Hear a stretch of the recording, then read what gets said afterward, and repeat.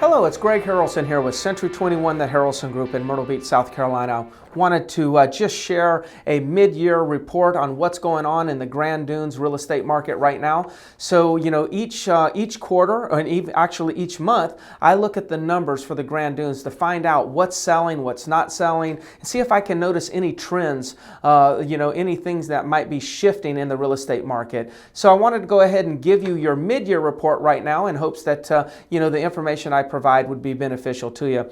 So I'm comparing mid-year 2016 to the exact time in 2015. So mid-year 2016 to mid-year 2015. I'll start with number of listings. So far this year, there's been 91 properties go on the market in the Grand Dunes communities, and I'm referring to residential homes. And that compares to last year, 2015, there were only 68 properties that came on the market in the same time period. So obviously there's been an increase in the number of homes that are being listed for sale in the MLS right now. The number of sales were relatively the same. In 2015, there was 39 sales at the mid-year point. This year, there's 35 sales at the mid-year point.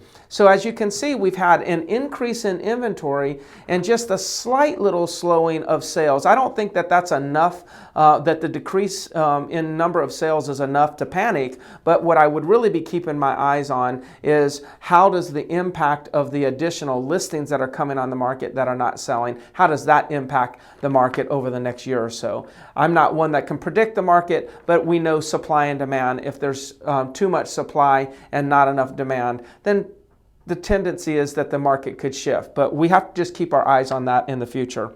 The average days on the market's relatively the same. Right now it's around 230 days on the market that it takes to sell a property.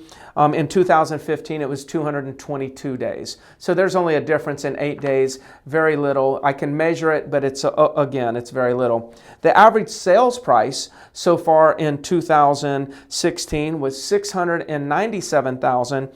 The average sales price in 2015, was $712,000. So again, we see a number kind of slipping. Now, one of the things that's going on is there is a lot of new construction, and the new construction that's being built right now, some of it I should say, is at a lower price point than what the community originally was priced out at. So obviously, just because some of the new product is selling at a lower price point, then that's going to bring the overall averages down. I actually recently sold a resale in the Grand Dunes, and I got $900,000 for it, and that was a really, really good value for my seller. So, it just depends on the house, but understand that the prices have slipped a little bit on average.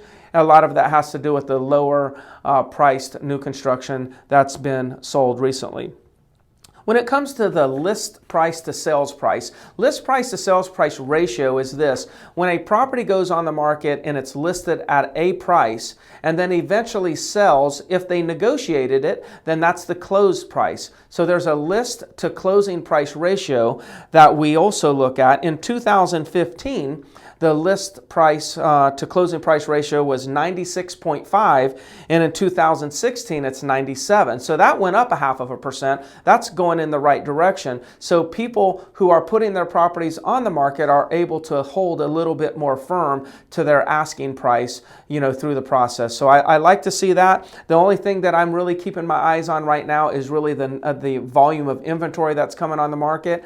I can say that, with marketing properties in the community, I've gotten a lot of activity on those listings. So we're very optimistic as to the second half of 2016. If there's anything that I can do for you, just answer some questions or maybe, guide you in the decision of selling or buying additional properties, please let me know. I'm Greg Harrelson, Century 21, the Harrelson Group. Have a good day.